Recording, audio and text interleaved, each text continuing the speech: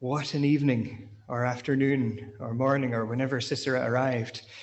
What she did that day tells us everything we need to know about her relationship with God. Everything God wants us to know about Jael is in here. And with Deborah, Jael is the second half of the answer to the short term, the second half of the fulfillment of the short-term prophecy of Judges 4, verse 9, which is, the Lord shall sell Sisera into the hand of a woman. And we're used to the idiom here where to be in someone's hand is to be under their power.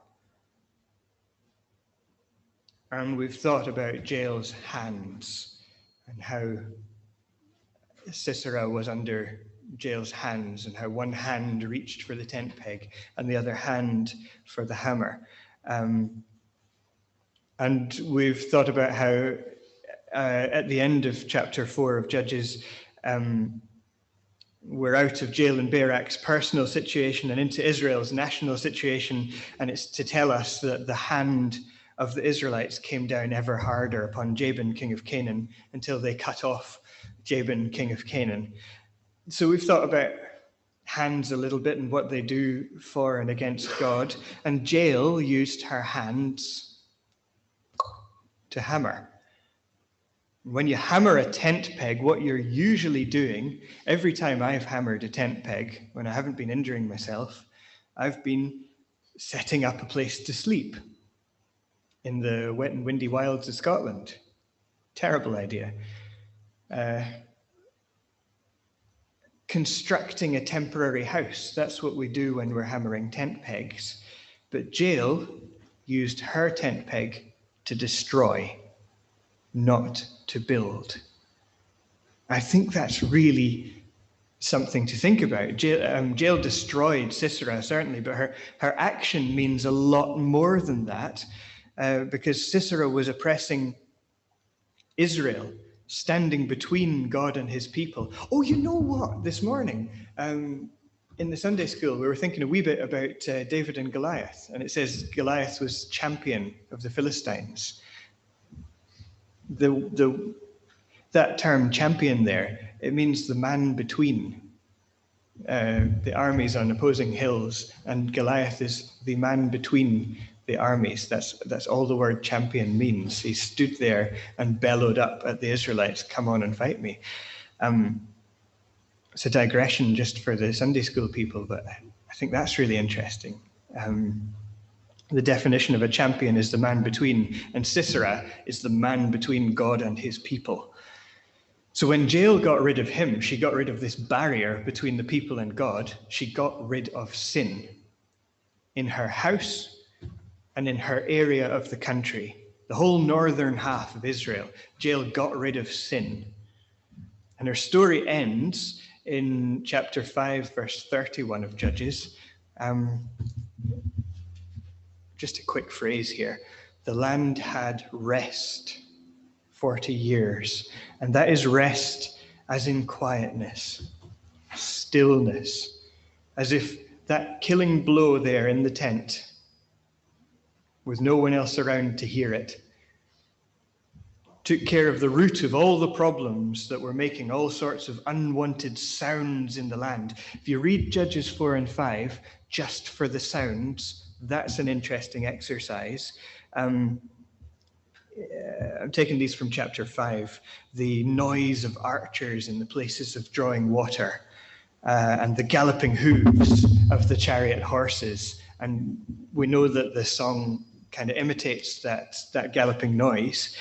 When Jael raises the hand holding the hammer, Israel is a cacophony of battle and confusion and the echoes of thundering chariots. And when she brings it down, there is peace. So Jael, with her hammer in one hand and her nail in the other, got rid of sin. And at the same time, she began to build a house with God. I think she pretty much got rid of Heber's house there and started her own. Guided by God, Jael got rid of sin and began to build a house with God. She made one decision to destroy when she was being asked by Sisera to protect. And as we prepare our minds to think of Jesus and to share the bread and wine, we're going to think about principles that we can use to get rid of sin, which is not an easy thing, and to build a house with God, which is the same thing, by looking at someone we've read about just now who maybe thought along some of the same lines as Jael, and we're looking at Phinehas.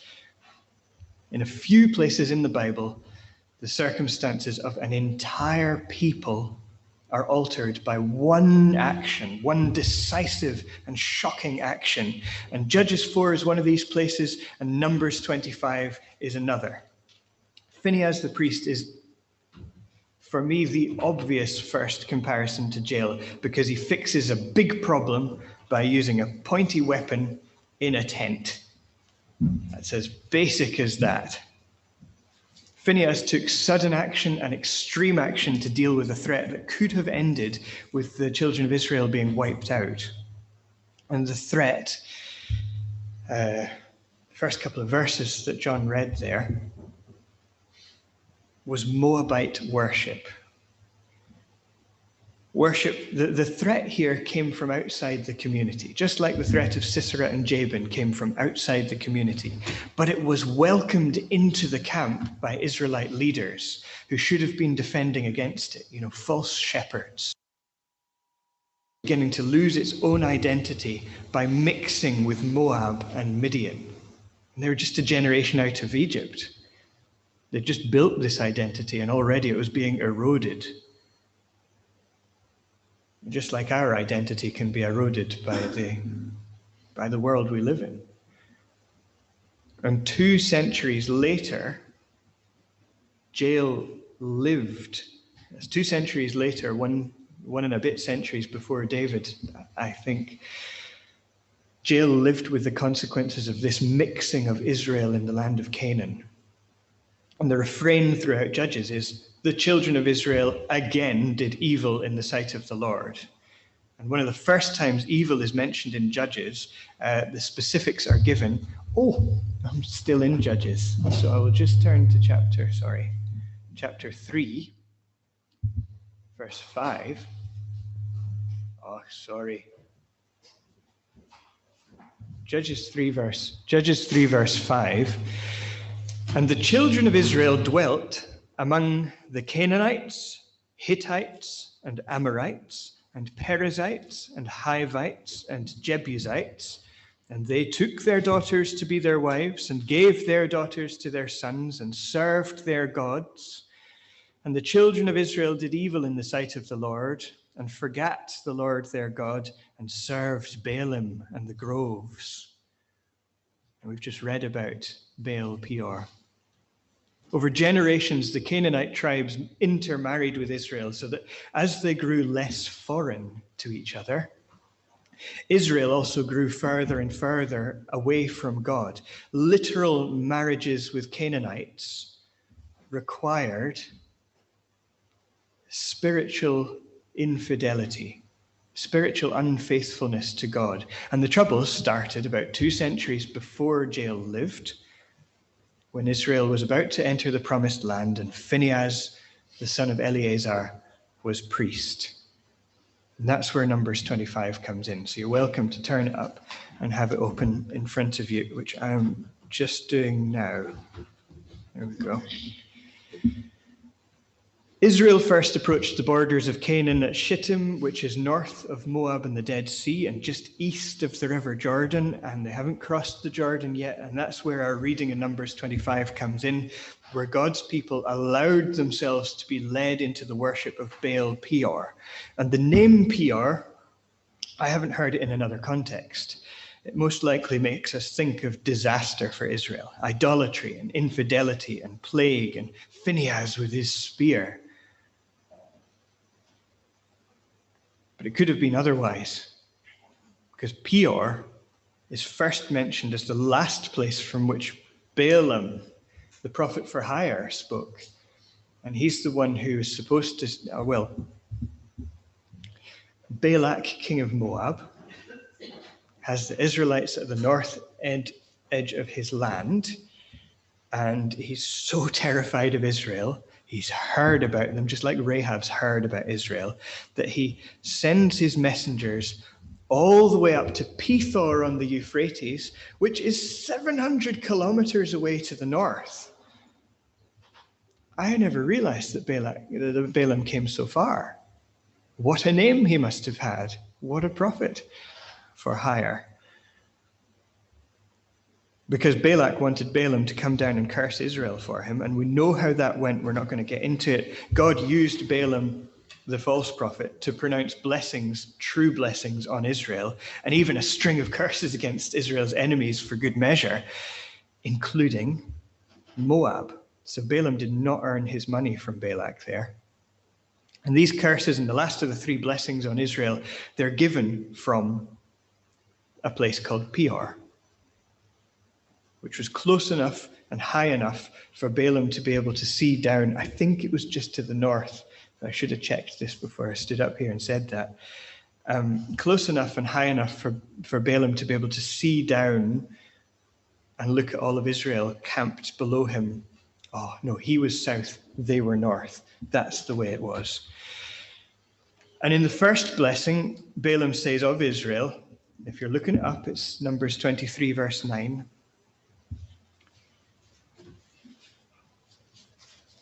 Just a wee thing here. The people shall dwell alone and shall not be reckoned among the nations. The people shall dwell alone and not be reckoned among the nations. But as Israel camped at Shittim in chapter 25, Israel seemed to be doing its best to make that prophecy a lie. They'd been alone in the wilderness for a generation, sure, okay, not reckoned among the nations. But now they were rushing to assimilate themselves and be counted with the locals and with the gods of the locals. And this is the major threat when we meet Phinehas in Numbers 25. And it's also the major problem throughout Judges, which is another reason that we're looking at Jael and Phinehas together, not just pointy weapons here. So Jael and Phinehas faced similar problems, and they dealt with them in similar ways. And I think Jael would have known about Phinehas. And when she killed Sisera, she was separating her house from Canaan, just as Phinehas separated his people from Baal Peor. And I said Phinehas fixed a big problem with a pointy weapon in a tent, and maybe that's playing a bit loose with it, but that makes him easy to compare with Jael. To use the language of Numbers 25, so to use the language of Scripture to describe Phinehas, he impaled two enemies of God in a tent because he was zealous for God and atoning for his people, and it won him an everlasting covenant of peace with God. Verse 11 of Numbers 25. The Lord spoke to Moses, saying, Phinehas, the son of Eleazar, the son of Aaron the priest, hath turned my wrath away from the children of Israel, while he was zealous for my sake among them, that I consumed not the children of Israel in my jealousy.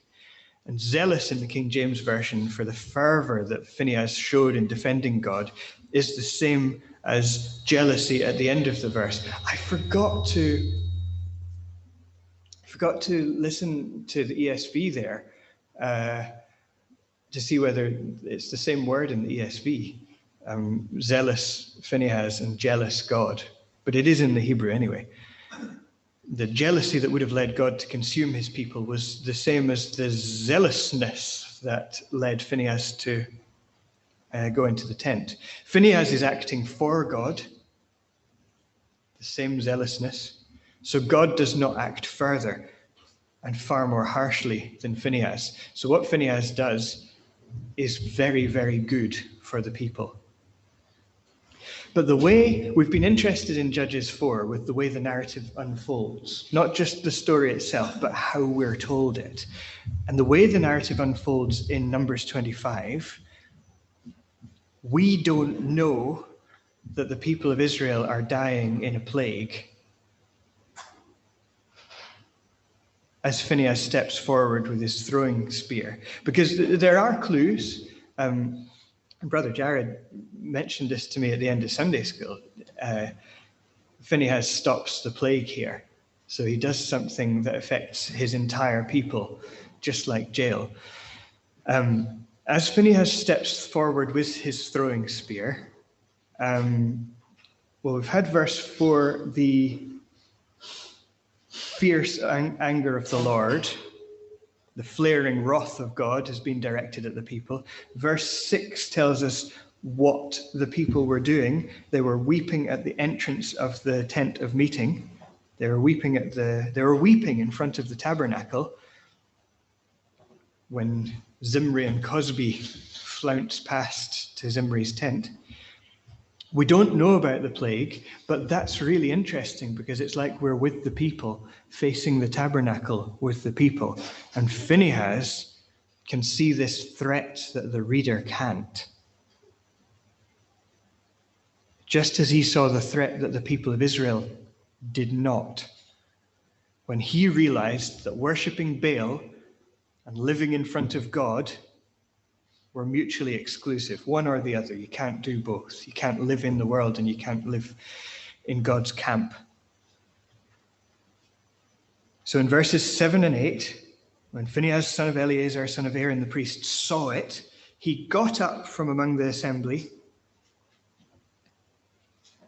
took a javelin in his hand, and he went after the man of Israel into the tent. That's interesting detail too. That's who he's following. And thrust both of them through, the man of Israel and the woman, through her belly. So the plague was stayed from the children. Oh, there's a plague. That's how we find out there's a plague.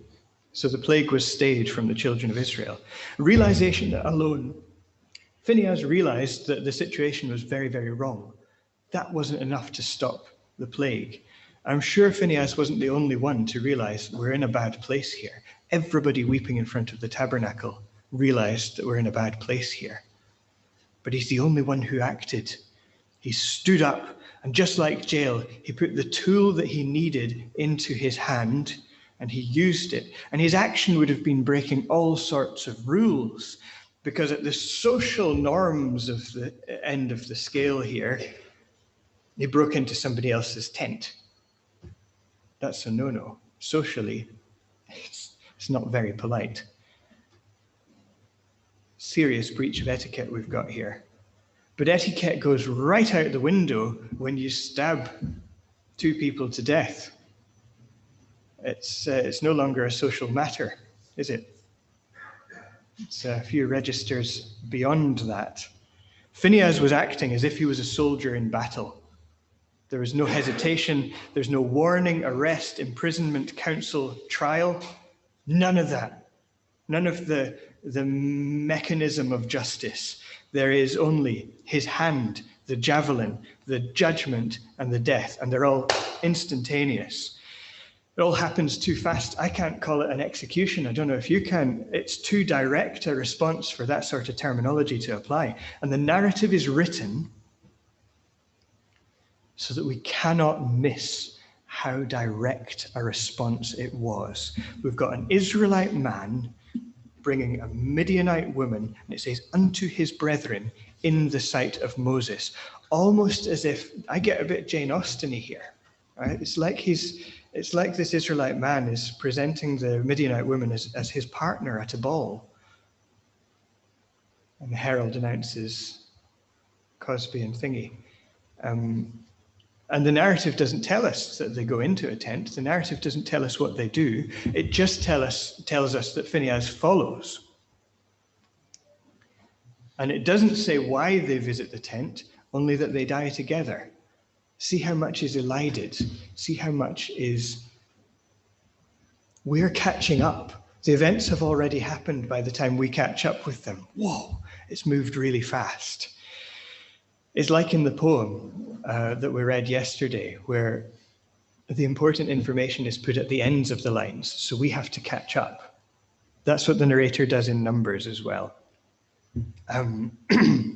It's almost as if we are still with the children of Israel. We're weeping in front of the tabernacle. Maybe we're lifting our heads and turning to see who's walking past the prostrate gathering, because we're all on our faces in front of God, mourning the plague.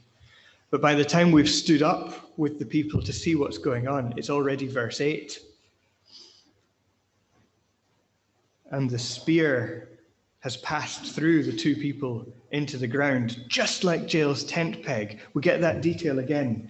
The force here is so terrible that the spear and the tent peg both end up fixed to the ground.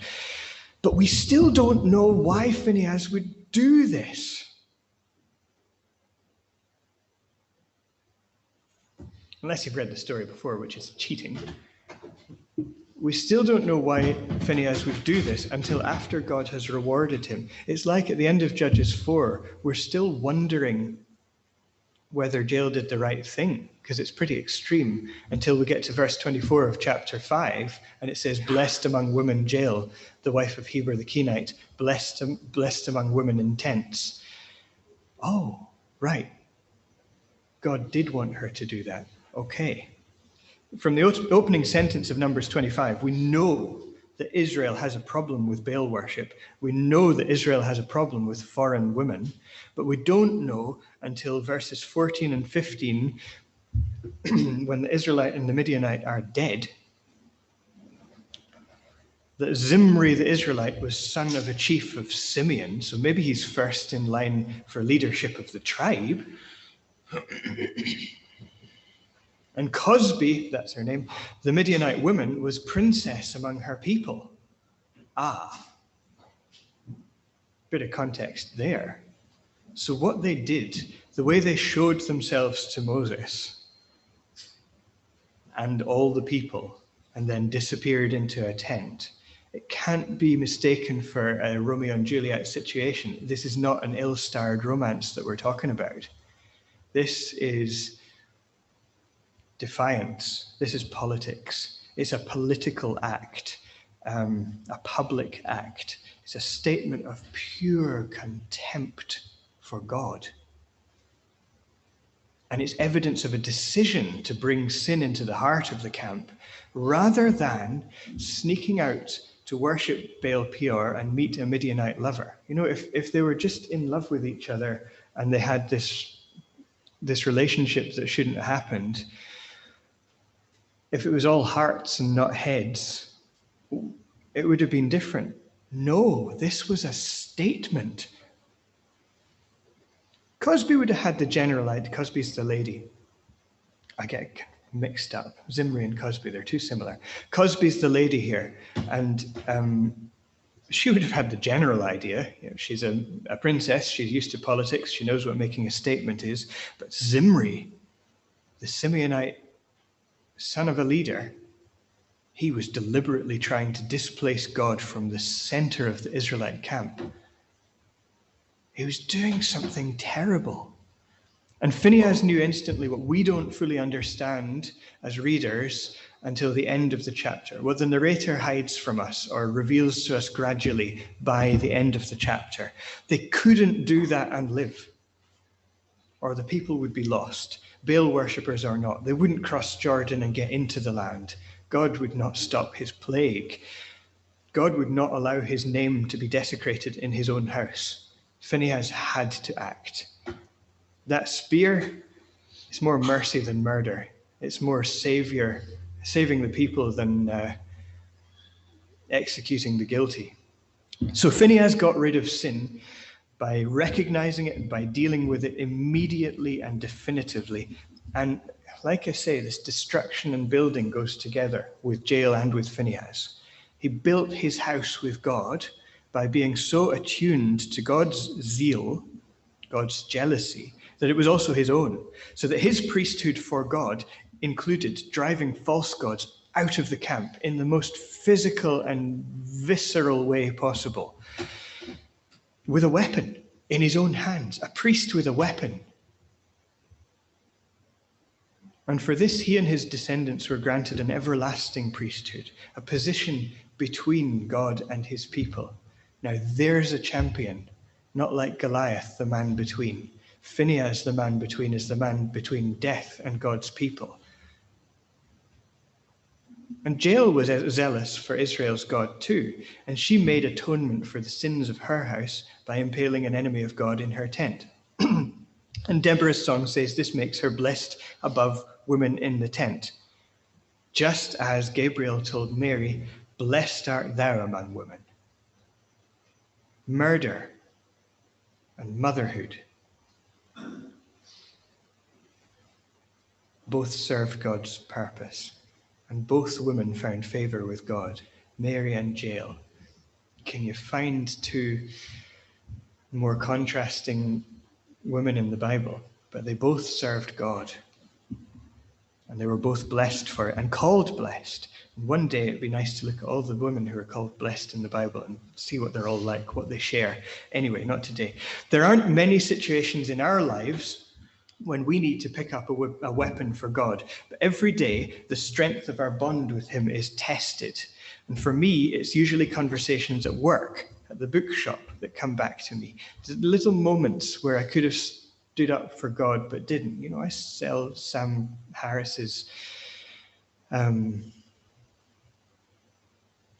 Four Horsemen of the Atheists. I sell their books, Dawkins and Harris and Hitchens, and there are moments at my work where I have a chance to stand up for God just in the smallest of ways and don't. Where I didn't represent him in something I said or the way I behaved to a customer or to a colleague, having a moan about someone who's, anything like that. And these moments happen fast, and we'll all share them. Moments where we don't stand up for God. They don't involve tent pegs, they don't involve javelins, but they are there. And sometimes you don't even notice them till later, but sometimes I remember some from school. You remember them for years, just little opportunities that God has given you.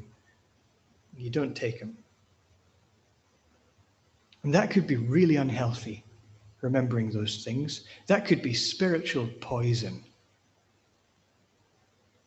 But it can also be a way to sharpen up for next time, to consider the way we respond to certain topics or situations or points of view, and to make changes in ourselves so that we can act well in the moment.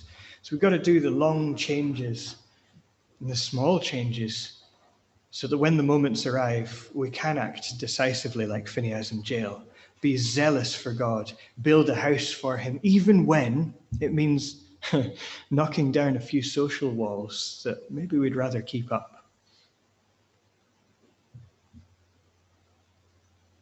The narrative of Numbers 25 might release information in a deliberate order to guide our thoughts a certain way. But just like with Jael, the event is remembered differently in poetry. Did you know that Phinehas's action was in a poem as well as Jael's? Ha! Psalm 106. Oh, sorry, microphone.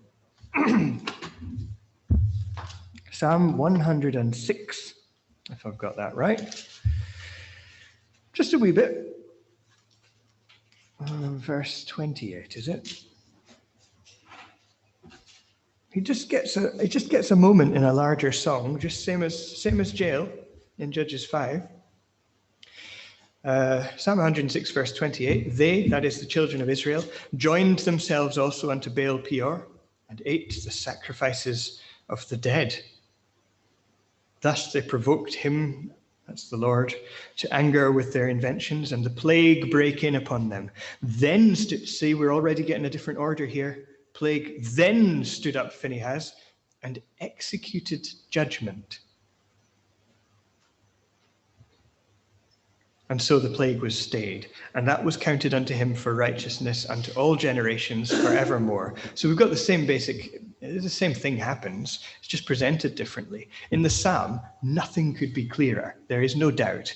Israel was joined to Baal Peor, which was wrong. This made God angry. God sent a plague. Phinehas executed judgment. The plague stopped. God blessed Phinehas.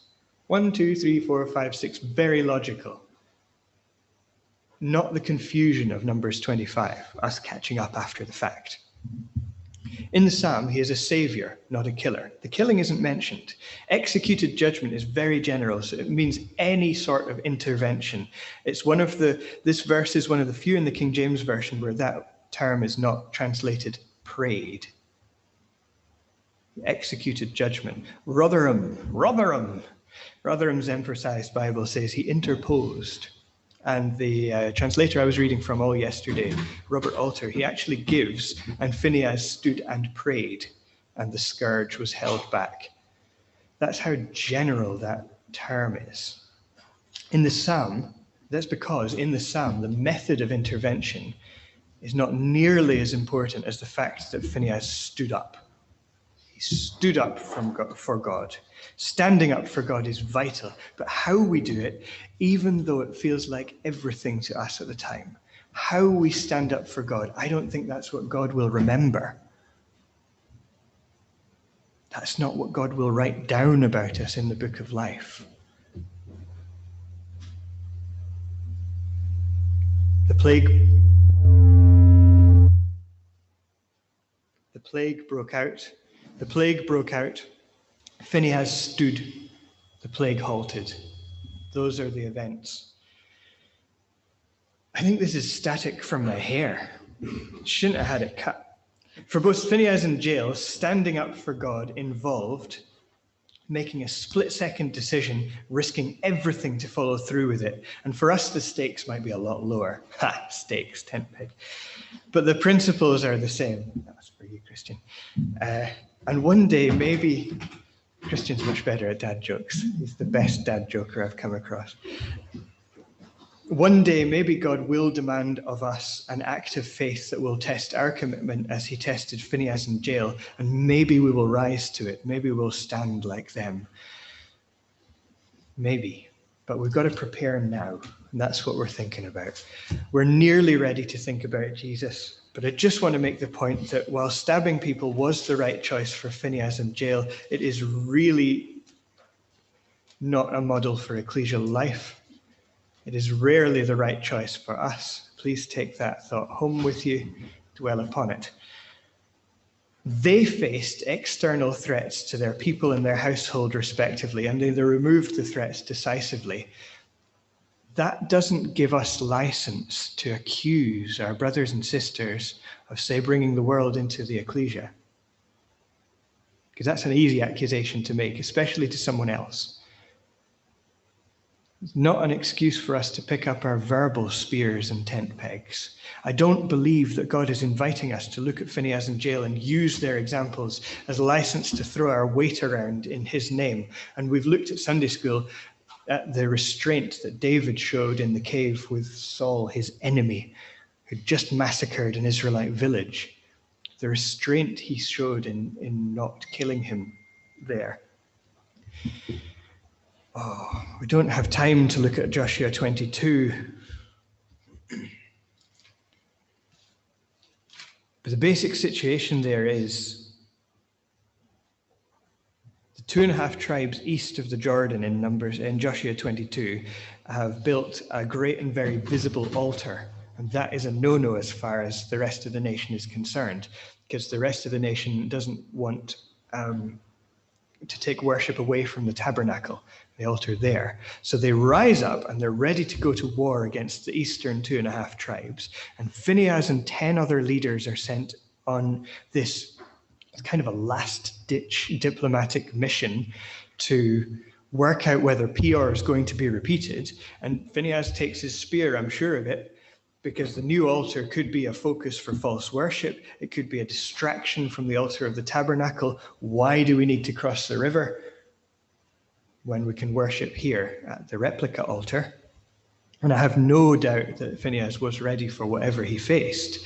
He was the one given the charge, but he didn't use his spear. He begins, we'll have to read it on our own time. He begins by reminding the people that the nation's not yet clean after PR, so it's very much in his mind. He voiced the concerns of all of Israel west of the river. He listened to the response. He understood that the altar was not built for sacrifice, but as a visual reminder of the tabernacle altar. So it was supposed to be a Look at this and think of God, not look at this and worship your own way. And he accepted the explanation. He trusted in a difficult situation, the explanation that the eastern tribes gave. And it's tempting to blame him for jumping up and being ready to fight, but actually he was sent. He was sent by all Israel to do a job. And his good judgment in carrying out that job saved them all from a lot of bloodshed and honored God, which is more important still. He was standing for God again. He was exactly what he did at Shittim to defend against Baal Peor, but this time, instead of using his javelin in his hand, he used his ears and his mind and his humility and his faith in his fellow worshippers. We all have to have faith in each other, that we are all trying to get to the kingdom, that we are all trying to bring the whole group of us. We have to reach the kingdom together, whatever it costs. It has to be together, but it has to be by ourselves as well. And he took the time to understand a point of view that he'd never considered, and he worked with his fellow delegates, the other 10, to transmit all that information to an army ready for war. And everybody went home, and nobody died, because once again, in Joshua 22, Phinehas stood for God.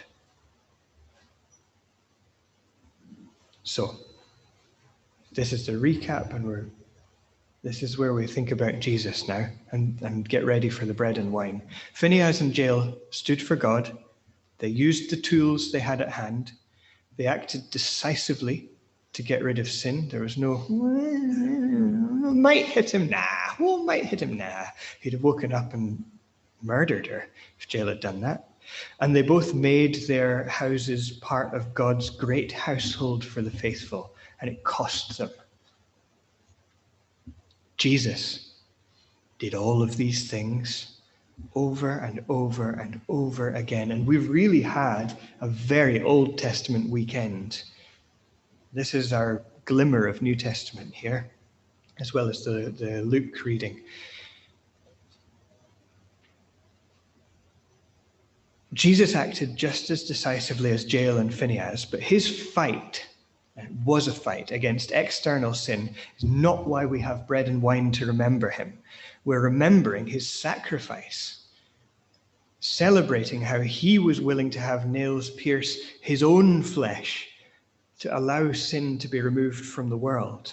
And to parallel the verses we read in Psalm 106, Adam and Eve provoked God, 1, 2, 3, 4, 5, 6, blessing. Well, Adam and Eve provoked God to anger with their act. God sent a plague called mortality. Jesus stood up and intervened. The plague will be stopped. The halt has begun. And from generation to generation forever, the lifting up of Jesus on the cross and the rising up of Jesus from the grave will be remembered as Jesus standing before God to defeat death in a way that neither Jael nor Phinehas could. And neither can any of us. Only Jesus could stand up for God in that way.